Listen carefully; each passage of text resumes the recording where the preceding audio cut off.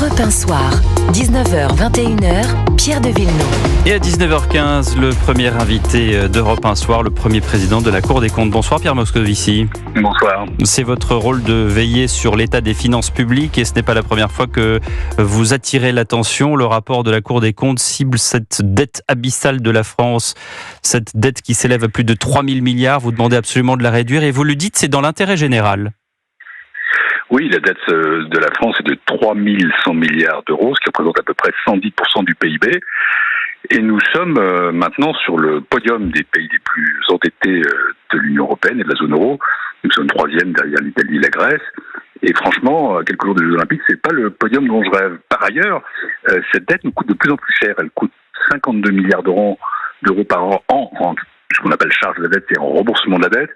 Et ça ne cesse de monter. On devrait avoir 3 600 milliards d'euros de dette en 2027, c'est les chiffres du gouvernement, et 83 milliards d'euros au moins de remboursement. Ce sera à ce moment-là le premier budget de l'État, ce sera la première fois que ça arrive, devant l'éducation nationale, ça ressemblera à peu près au produit de l'impôt sur le revenu, donc c'est trop. Ce sont des sommes, pour expliquer aux auditeurs, Pierre Moscovici, ces 52 milliards aujourd'hui, qui seront peut-être 80 demain ou après-demain, ce sont des sommes qu'on rembourse, on rembourse des intérêts au lieu d'investir dans des réformes structurelles.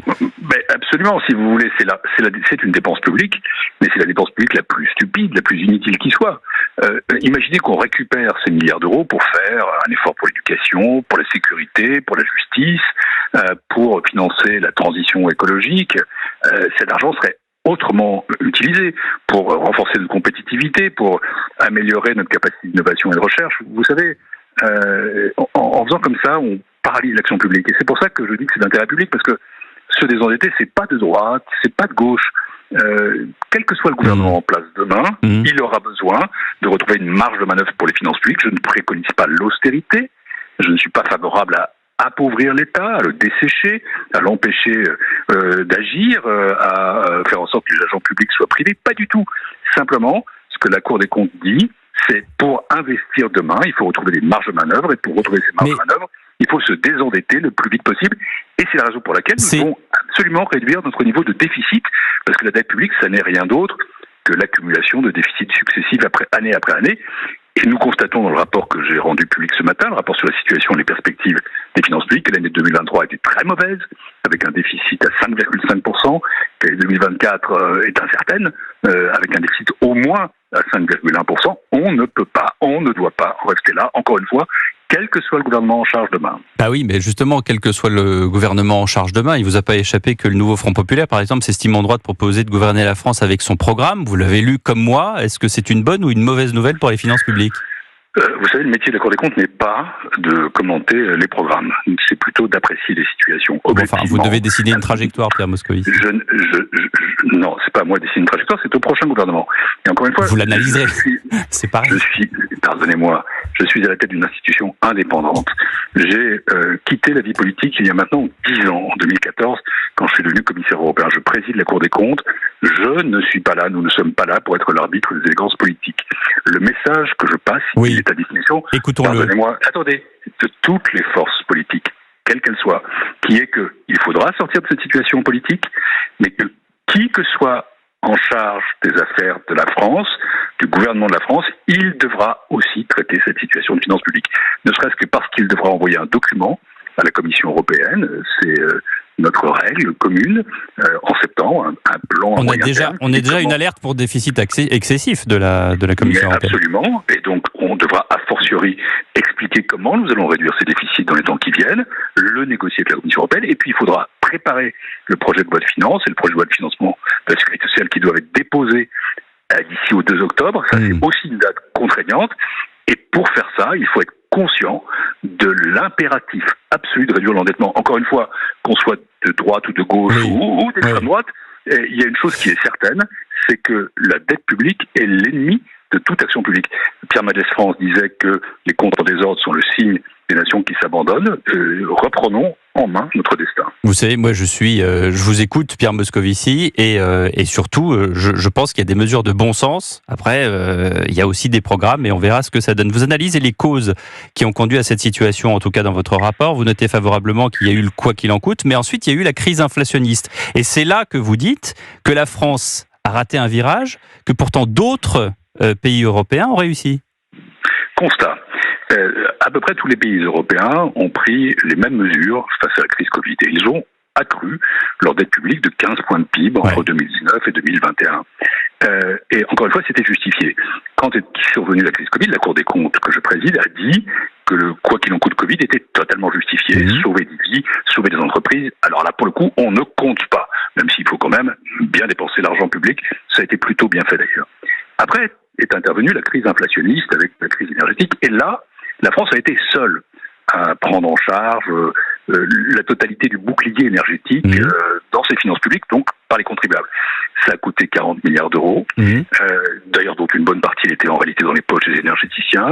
Ça a différé l'inflation sans l'annuler, et ça a contribué à la dégradation de nos finances publiques. Et autant le Covid est une épreuve existentielle pour une nation, et pour chacun de ses membres, autant l'inflation, pardon, moi j'ai un âge où on connaît l'inflation, on a déjà eu les crises inflationnistes dans les années 70, dans les années 80, il n'est pas écrit que ce soit l'État qui doive prendre ça en charge, nous l'avons fait un peu seul, et du coup, nous avons toujours 15 points de plus de dette publique qu'avant 2019, mais nos voisins, eux, ont 4 points, 5 points. Donc l'inflation aurait dû être prise en charge, non pas par l'État, mais par les entreprises, c'est ça que vous dites? Je pense qu'il aurait dû être partagé entre les acteurs de l'économie, mais il n'y a pas que ça. C'est-à-dire que, indépendamment même de l'inflation et du Covid, nous constatons qu'il n'y a pas eu d'efforts sérieux de maîtrise de la dépense publique. Il y a eu des efforts, notamment en 2024, mais pas suffisants. Et du coup, notre dépense publique a continué à croître indépendamment même des dépenses Covid et des dépenses énergie. Nous sommes à un niveau de dépense publique qui reste à 56% du PIB. Nous sommes les champions d'Europe, alors que la qualité des services publics est parfois discutée. Donc moi, je ne plaide pas du tout pour l'austérité, je le redis, mais en revanche, je plaide pour une qualité accrue de la dépense publique. Vous avez cité un chiffre. Pour faire en sorte que les contribuables, les citoyens français en aient pour leur argent en quelque sorte, pardonnez-moi, et qu'ils soient satisfaits de leur service public. Vous avez cité justement les Français et vous avez cité les énergéticiens, bouclier énergétique qui a coûté 40 milliards d'euros, captés par beaucoup de producteurs d'énergie. C'est-à-dire, grosso modo, parlons en français tranquillement, Pierre Moscovici, ça veut dire que ce sont les entreprises énergétiques qui ont bénéficié plus de ce bouclier que les Français eux-mêmes qui payent leur facture d'énergie?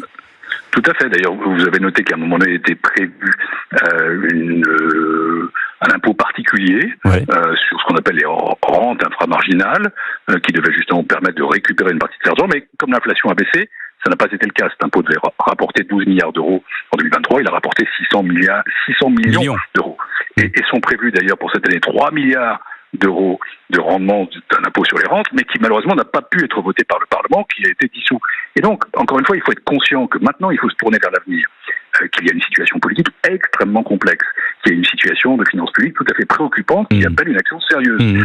Et je le redis, pardon de répéter cela comme une mantra, si on trimballe en quelque sorte un niveau de défense et de dette publique aussi élevé, avec des déficits aussi élevés, alors à ce moment-là, nous allons nous lier les mains et aucune action souveraine ne sera possible pour la France. Après, chacun a ses préférences. Vous citiez le NFP, il y a la droite, il y a le centre, il y a l'extrême droite. Chacun est allé avec son programme.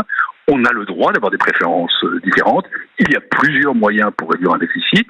Mais ce qui serait... Mais quel est le moyen, quel est l'antibiotique le plus fort, Pierre Moscovici? Ce qui serait le plus dangereux, c'est de ne pas le faire du tout. Oui. Et ça, je le dis, on ne peut pas ignorer les finances publiques. Mais par où on commence, Pierre Moscovici? Vous savez, c'est très simple, les finances publiques, c'est une matière pas si compliquée finalement. La croissance. Parce que la croissance permet d'avoir des recettes fiscales élevées. Et je dis que quelle que soit l'action qu'on a sur les dépenses publiques, il faut faire en sorte de préserver les dépenses qui préservent elles-mêmes ou qui confortent la croissance. C'est fondamental. Ça, il faut redonner du pouvoir d'achat aux gens pour faire une bonne croissance. Alors, cette question du pouvoir d'achat, il me semble, a été centrale dans les consultations électorales qui sont passées. On ne peut pas y être complètement sourd. La deuxième, mais il n'y a pas que la consommation, vous savez, il y a aussi l'innovation, la recherche, la compétitivité, l'attractivité. La deuxième façon de réduire les déficits, c'est l'impôt, c'est la fiscalité. Le débat fiscal n'est pas un débat tabou. C'est ce qui fonde la République. Donc il faut augmenter les impôts. Je ne vais certainement pas le dire, moi qui ai parlé du ras-le-bol fiscal il y a 10 ans. Je dis simplement qu'il n'est pas interdit de jouer sur la répartition des impôts. Et c'est pas un tabou. Vous dites sur la tarification du carbone, notamment. Alors sur la tarification de l'électricité, c'est encore un autre sujet. Si on veut financer la transition énergétique, alors il faut trouver des ressources. Et s'agissant de ça, il y a des subventions qui coûtent très cher, il y a des normes dont le rendement est incertain, et il y a la taxe carbone.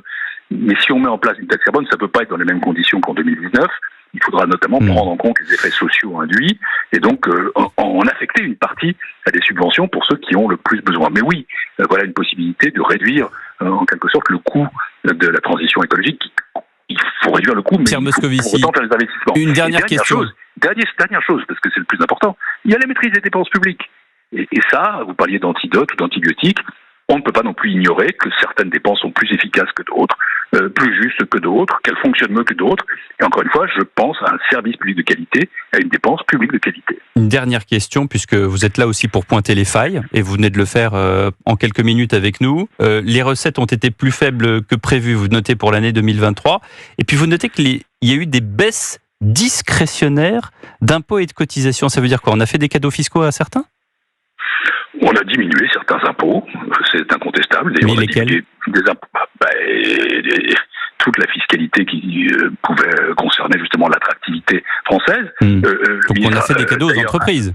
Dans un but de rayonnement, j'imagine. Encore une fois, nous ne sommes pas là pour faire... Non mais j'essaie de comprendre, c'est tout. Je dis simplement que si vous cherchez où les recettes se sont affaissées, il y a ces 10 milliards d'euros qui, au final, alors, le ministre dira que c'est comptable, mais néanmoins c'est un équilibre financier.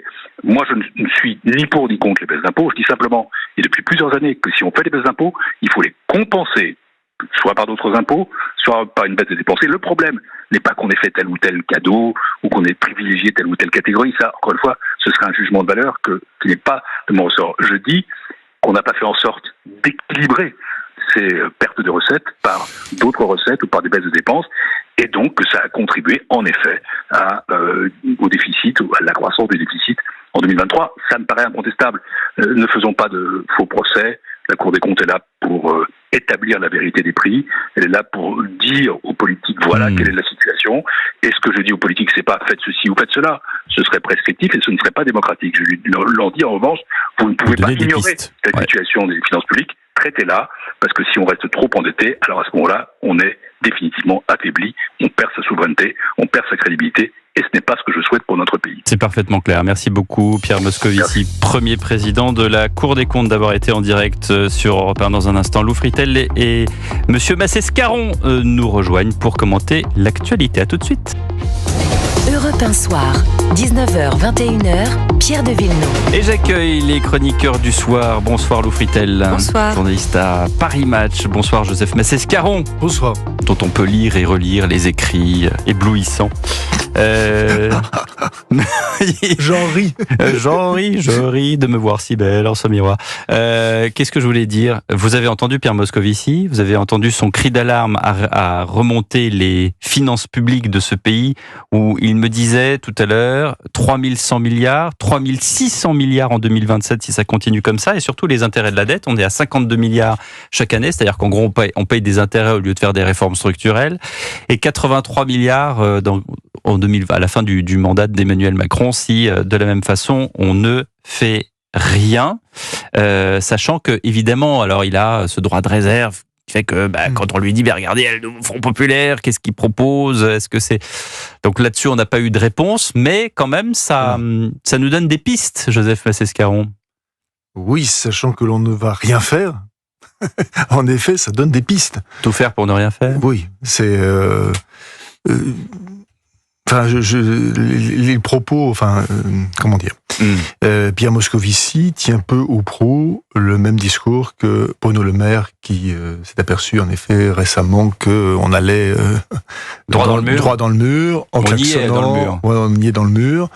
Maintenant, on s'aperçoit. Vous avez choisi la couleur du mur. C'est ça. Maintenant, on s'aperçoit. C'est ça. Maintenant, on s'aperçoit que, à l'inverse de ce qui était pronostiqué, puisqu'on disait que, en fait, le Gabriel Attal, s'il avait continué, si le gouvernement Attal avait continué, il se serait retrouvé dans la même situation à peu près que Liz Truss, qui en Angleterre avait été extrêmement molestée par les marchés.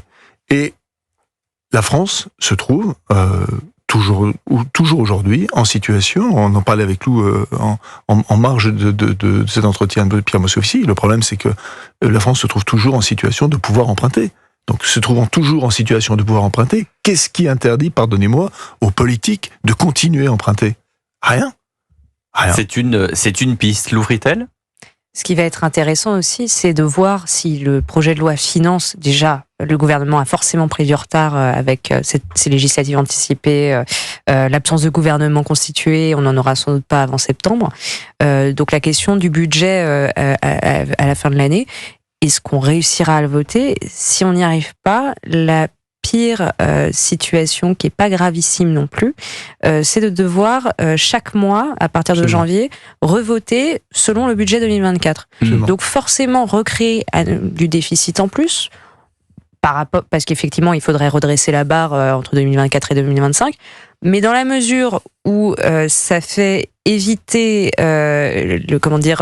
l'application d'un programme, par exemple du nouveau Front populaire, qui pourrait occasionner beaucoup plus de déficit, ça peut rassurer les investisseurs. Les investisseurs qui, comme on le rappelait, sont friands des investissements en France quand il s'agit d'actions. Or, le nouveau Front populaire, lui, voudrait taxer les actions. Et donc, du coup, on est dans une impasse et on verra ce que ça donne. Donc, on n'est pas tant dans une impasse que ça. Plutôt ça. Oui, au sens où ça peut continuer, et ça peut continuer encore. Non, mais c'est un feuilleton sans ça fin. fait combien d'années qu'on parle de dette ? Non, mais ça fait combien de temps que Jean-Luc Mélenchon dit mais la dette, on n'a qu'à la supprimer. Enfin, alors bon, j'imagine qu'on a quand même. Je parlais du Front populaire. Vous avez Jean-Luc Mélenchon qui dit, et j'ai pas eu besoin de le rappeler à Pierre Moscovici tout à l'heure, il le sait très bien, la dette, on l'annule et puis voilà, puis on continue. Et puis alors il dit regardez les Américains. Dès qu'ils ont un problème de dette, ils font marcher la planche à billets, ça continue et tout va bien. On peut faire autre chose. C'est la première économie du monde. Bon, on peut faire autre chose. Oui, on peut ne rien faire du tout. Oui, et c'est ce qu'on fait. Si on ne fait rien, on va avoir un déficit à 7%. Oui, mais c'est ce qu'on fait depuis toujours. Et ça n'a jamais changé la situation. D'autant plus qu'avant, on avait l'obligation des 3%. On s'est rendu compte avec... on l'a toujours, en fait, l'obligation des 3%. Oui, mais comme c'est avec le Covid. Et surtout avec le Covid. Avec le Covid, la dette, les dettes qui ont augmenté au sein de l'Union européenne, on s'est rendu compte que ces règles étaient beaucoup plus souples qu'on ne le pensait. Et d'ailleurs, c'est ce qui a fait que les mouvements nationalistes et les mouvements souverainistes en Europe se sont retrouvés beaucoup moins eurosceptiques qu'auparavant. Ils sont eurocritiques, mais ils estiment plus que c'est nécessaire de sortir de l'Europe parce qu'en fait, les règles qui semblaient immuables parce que récentes sont finalement assez flexibles. Je voulais qu'on parle justement du nouveau Front populaire parce que décidément on n'arrive pas à faire des négociations. Vous avez d'un côté les socialistes, les communistes et les écologistes qui sont tombés d'accord sur une candidature commune issue de la société civile. Vous avez LFI qui rompt les négociations parce qu'ils sont absolument pas d'accord. Ils ont plutôt avancé 4 noms qui sont sensiblement toujours les mêmes, c'est-à-dire Manuel Bompard, Mathilde Panot, Clémence Guettet et Jean-Luc Mélenchon lui-même. C'est-à-dire Manuel Mélenchon, Mathilde Mélenchon, voilà, exactement, Mélenchon. dans les jeux des 7 familles. Et déjà ce matin, sur les antennes, on sentait comme une petite musique d'agacement, notamment chez Manuel Bompard sur BFM TV. Je suis en colère face à ces oppositions systématiques, à ces blocages, à ces vétos sur toutes les candidatures. Toutes celles qui sont proposées sont immédiatement bloquées, y compris quand elles viennent, par exemple, du Parti communiste et de Pourquoi vous ne votez pas ? Chaque parti propose son candidat et puis faisons voter. Et puis on va faire pareil après sur l'ensemble des postes du gouvernement. Franchement, c'est pas raisonnable parce que à la fin, il s'agit de constituer une équipe gouvernementale qui tienne compte de la place de chacun au sein de notre coalition. Où est-ce qu'on va comme ça, Lou Fritel ? Ce qui est intéressant, c'est que en réalité, on est dans un jeu, dans une adversité entre le PS et LFI. C'est vraiment le combat auquel on assiste. C'est-à-dire que le PS, effectivement, rejette la candidature du Guette Bello parce que Olivier Faure espère... Huguette Bello, la communiste. La communiste, mais proche de LFI. Elle était en dernière position sur la liste européenne, proche des communistes, mais finalement profil ultramarin et en même temps avec une certaine stature, une femme un peu plus âgée. Enfin, le PS aurait pu tout à fait s'en accommoder. Les écologistes étaient en 1974, sa carrière politique. Donc elle a connu Brejnev, Ceausescu, Jaruzelski. Et c'est un profil politique dans une période où on va avoir besoin de politique. Il y a du Brejnev en elle ? Vous êtes dur. Écoutez, Vous êtes dur. Non, mais attendez. Joseph. C'est une femme acariâtre, autoritaire. Face à Emmanuel Macron, c'est pas mal. Par rapport écoutez, non, mais il faut le dire. Franchement, si on s'intéresse un peu à l'histoire politique de la Réunion, elle aurait très bien été avec Paul Vergès, même si elle avait des différends avec lui. Non, pardonnez-moi, on a ressorti évidemment ses propos sur la question bien sûr de son opposition au mariage pour tous. Elle dit ensuite après qu'elle a célébré des mariages. Elle est d'un autre siècle. C'est pas une question. D'autres PS sont refusés. Non, c'est pas une question. Aussi. Oui, non, mais tout à fait. Mais simplement le procès qui a été fait à Madame Catherine Vautrin n'a pas été fait à Madame Huguette Bello. C'est-à-dire que on peut être homophobe et de gauche, ça ne pose aucun problème. Si on est homophobe et de droite, là, ça pose un problème. Donc là, franchement, on ne peut pas ne pas le souligner. Ça. Et puis, franchement. Plus serait-ce sa position par rapport aux Réunionnais qui ne sont pas racisés entre guillemets. Ses propos, ses discours. Il suffit tout simplement. De toute façon, elle est hors jeu. Non mais oui, elle est hors jeu. Mais quelle était dans le jeu? Oui. Pardonnez-moi, quelle était dans le jeu? Qui a eu la sombre idée de proposer cette baroque? Non mais quelle était dans le jeu? Baroque, c'est le mot à la mode, mais ça veut dire beaucoup de choses. Mais quelle était dans le jeu si on se place dans la position d'un centriste, Emmanuel Macron ou quelqu'un d'autre? C'est vrai que ça peut paraître, pour reprendre l'expression à la mode, baroque. Toutefois, pour mettre d'accord tout le camp de gauche, c'est vrai que c'était pas une candidature si folle que ça. Si, pour une personne, sa position pro-Hamas au lendemain du 7 octobre, moi je suis désolé.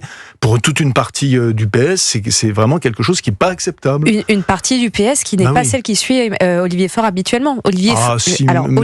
Olivier Faure, au contraire, est plutôt assez proche de LFI et se targue d'ailleurs d'être le seul à parler à Jean-Luc Mélenchon. C'est pour ça qu'il devrait faire la synthèse en 2027. C'est ce qu'il dit. Mais ils ne sont pas d'accord en attendant Faure et Mélenchon.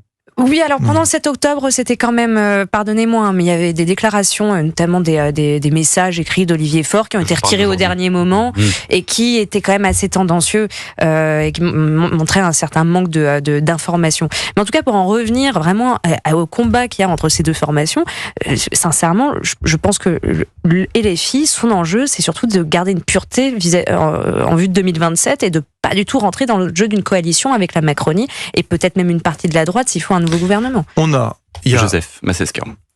Si je peux dire, un acte originel qui a été le fait d'avoir tendu un tapis rouge au lendemain de ce second tour à Jean-Luc Mélenchon.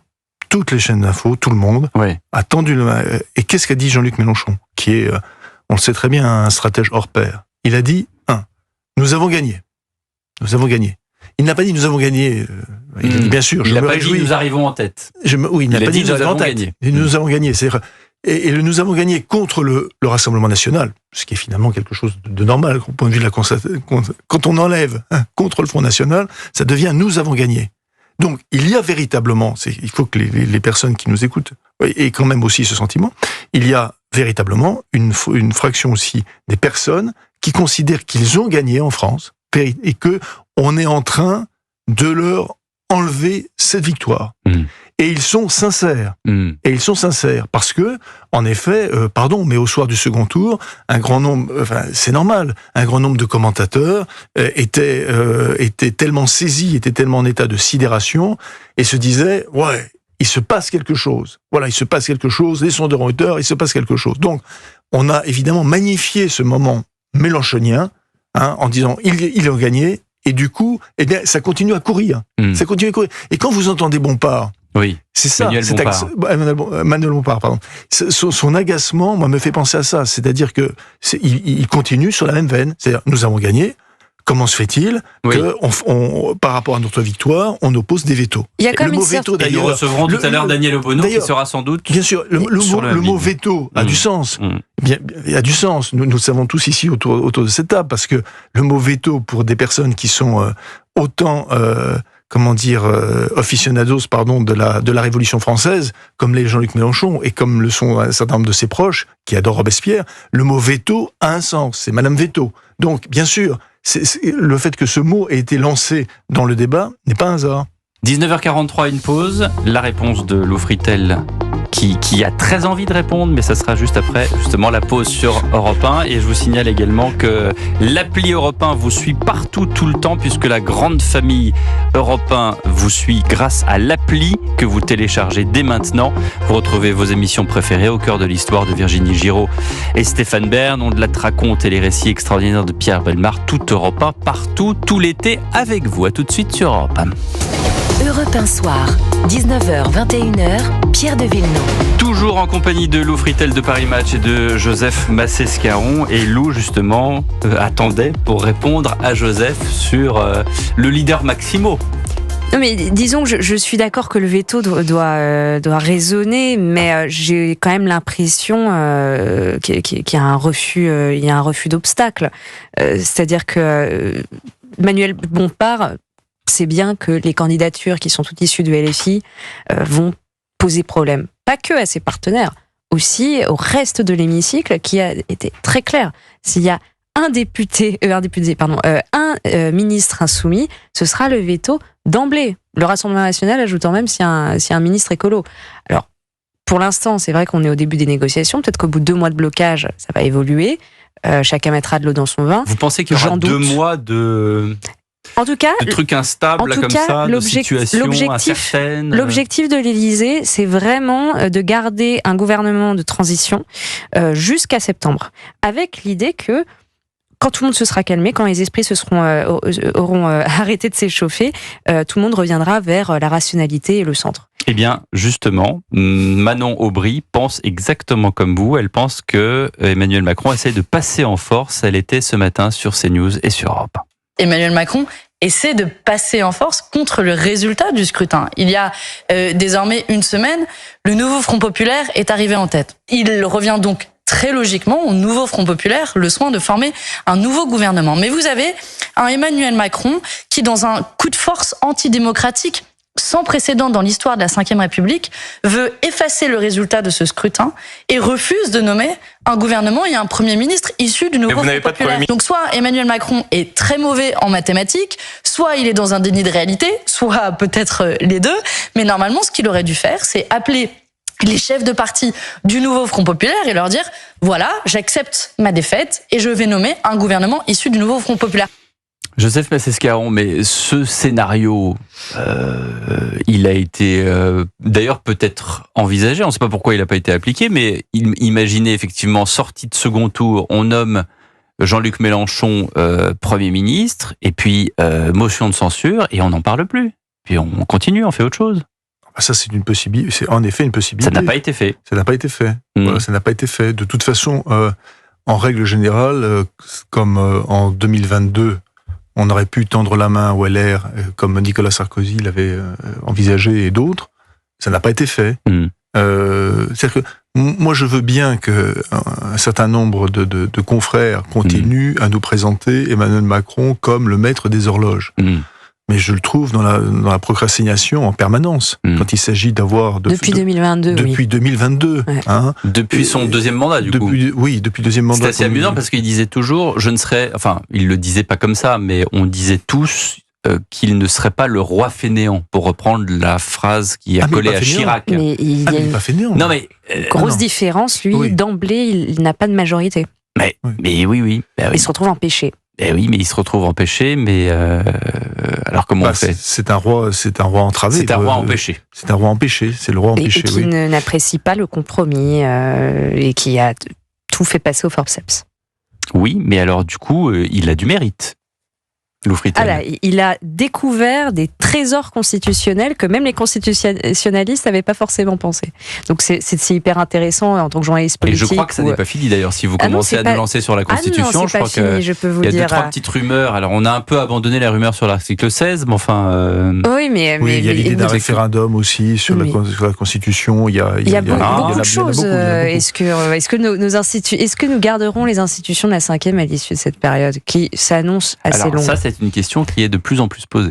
Mais honnêtement, moi, je me dis que Macron n'a pas envie d'être Chirac. Lui, son rêve, c'est d'être De Gaulle. De Gaulle, c'est le président le plus important de la 5e, c'est son fondateur.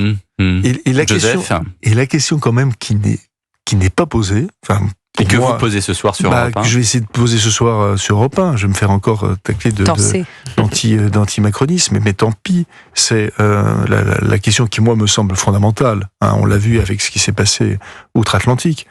Dans un monde aussi instable, où vous n'avez pas ce qu'on appelle un signe noir, mais vous avez des couvées de signes noirs. Vous n'avez plus maintenant un seul signe blanc. Le signe noir, c'est quand un aléa arrive et qu'il est totalement inattendu. Donc vous avez maintenant des couvées de signes noirs, objectivement.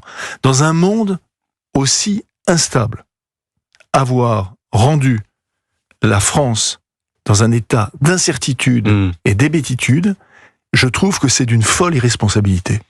Alors, je ne sais pas si on peut vouloir être de Gaulle ou pas de Gaulle, mais je trouve sérieusement que c'est d'une folle irresponsabilité. Et d'ailleurs, quand on voit que il y avait quand même un enjeu qui est passé mais totalement à l'as, et Vincent Hervouet sur votre antenne en a parlé, non sans raison, qui est évidemment la question de l'Europe, de notre place dans l'Europe, des postes à avoir en Europe, etc. Et vraiment, on est passé totalement à côté de la question. Totalement à côté de la question. Totalement à côté. Alors que c'est un enjeu fondamental. C'est même l'enjeu le plus fondamental aujourd'hui. C'est le plus fondamental.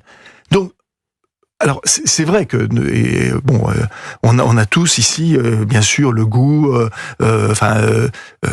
qu'on l'apprécie ou pas, le en tout goût cas, du vaudeville, des portes qui claquent, c'est formidable. Enfin, la gauche qui dit voilà, on a trouvé un technicien, mais on ne dit pas quel technicien. Moi, ça me ramène juste, pardon, j'étais très très très vieux et très boomer. Ça me rappelle juste quand la gauche voulait sortir Monsieur X et que finalement on a fini par sortir des cartes Gaston Defferre en 69 avec le score de 5%.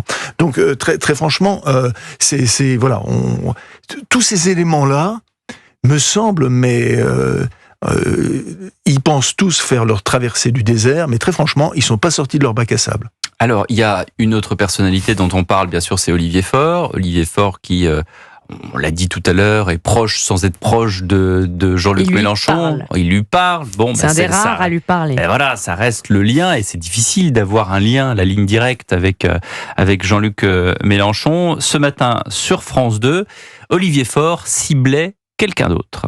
Non, nous ne soutiendrons pas Yaël Braun-Pivet, la présidente sortante, et je crois comprendre qu'elle est en train de nouer un accord avec le Rassemblement national, ce qui serait parfaitement inimaginable. Comment voulez-vous expliquer dans un temps que vous êtes dans le barrage républicain, que vous considérez qu'il y a une formation politique qui s'est exclue d'elle-même de l'arc républicain par ses candidats, par ses propos, donc par pour vous, il faudrait son programme. Pas vice-président RN. Et donc, vous avez bien compris. Et donc, avoir des gens qui, dans le même temps, disent « Ok, mais enfin, le barrage est terminé. Maintenant, on fait alliance avec eux pour pouvoir avoir une présidence. » Ça n'est pas acceptable. Ça n'est pas acceptable, dit Olivier Faure. Vous parliez tout à l'heure de vaudeville, ou je sais plus, c'est peut-être Joseph. Bon, là, en l'occurrence, on est dans un autre acte du vaudeville. Que fait Madame Braun-Pivet ? Et pourquoi elle se voit, comment dirais-je, critiquée, Louis-Fritel ? C'est peut-être un peu fort de dire que c'est Yaël Braun-Pivet qui va chercher le soutien du Rassemblement national, mais au lendemain des législatives, il était évident que le Rassemblement national, voyant ces résultats, a compris qu'il n'aurait pas le perchoir, il se trouve que... Le perchoir, c'est la présidence de l'Assemblée nationale. Il se trouve que la cohabitation s'est très bien passée entre Yaël Braun-Pivet et Sébastien Chenu, qui était vice-président de l'Assemblée nationale, qu'elle a veillé à ce que ce que compte le Rassemblement national à l'Assemblée. Aujourd'hui, c'est 10 millions de personnes. À l'époque, ça en était 8, il me semble, si je dis pas de bêtises. Donc voilà, elle a veillé à ce que l'esprit des institutions et parlementaires soit respecté et que le Rassemblement national ait des postes à la hauteur de ce qu'il représente pour les Français. Donc c'est vrai que pour le Rassemblement national, c'est la moins mauvaise option d'une part, d'avoir Yaël Braun-Pivet en tant que présidente de l'Assemblée nationale. Ça lui permettrait peut-être de garder Sébastien Chenu en tant que vice-président, et aussi Yaël Braun-Pivet, c'est une personnalité qui pourrait qui pourrait concourir en 2027, et de la faire élire avec ses propres voix. Tout à fait. C'est lui mettre un petit coup dans le cercueil. Voilà. Joseph Massescaron. Je suis totalement d'accord avec Lou, avec son analyse, y compris sur 2027. et sur son ambition politique. Oui, donc depuis un moment. Là où on est, pardonnez-moi, en train d'essayer de sauver la situation, mais on essaie de trouver. Pierre, nous sommes déjà en 2027. Que croyez-vous ? Je suis en train d'expliquer à nos chers auditeurs qui sont allés voter massivement, 70% de participation, qui pour certains ne comprennent pas comment est-ce qu'on a pu voter RN 2 fois aux européennes et au premier tour, se retrouver avec une armée de députés de gauche qui sont en tête. J'ai pas dit qu'ils avaient gagné comme Jean-Luc Mélenchon, mais qui sont en tête. 193 députés par rapport aux autres. 164 pour le Bloc central, 143 pour le RN et 66 pour les LR. Donc ils sont en tête. Et là, on leur explique, pardonnez-moi, que oui, c'est comme dans les vaudevilles. Il y a des ambitions personnelles qui sont peut-être plus importantes que le sauvetage d'un pays qui, on l'a vu encore tout à l'heure avec Pierre Moscovici, va complètement à volo. D'où ma question sur la Ve République. Oui, la Ve République, c'est le fait majoritaire. C'est une question ou c'est une solution que vous proposez, Lou Fritel, en disant... Parce que les Insoumis aussi proposent la 6e République. Ah non, moi, c'est pas que je propose, mais c'est juste que j'observe que dans les autres pays, il s'agit du parlementarisme. Ce sont des partis qui, effectivement, viennent avec des programmes qui peuvent être radicaux, mais qui ont pris l'habitude de mettre de l'eau dans leur vin et de s'associer entre eux pour ensuite mener une politique. Mais c'est parce que nous, on aime trop le vin en France. Effectivement, on peut pas mettre d'eau dedans. C'est vrai. Vous pensez ça, Joseph Massescaron, vous qui aimez le vin, vous voulez pas mettre d'eau dedans? Ah non. Les anciens, les latins et les grecs le faisaient. Mais c'est parce que c'était un vin très particulier, conservé dans les amphores. Oui, puis c'était du vin de tous les jours, c'était du jus de raisin. C'était pas du vin vieilli pendant 10 ans ou 20 ans. On est complètement en train de partir sur autre chose, j'ai l'impression. Tout à fait. C'est l'été. Non, mais là, ce qui est vrai de toute façon, c'est que l'élection présidentielle, qui est le fil d'aplomb de nos institutions, rend de toute manière pratiquement impossible ce qui se passe ailleurs, ce qui se passe en Allemagne, voire même en Italie ou autre. C'est impossible. C'est-à-dire qu'il ne peut pas y avoir de compromis.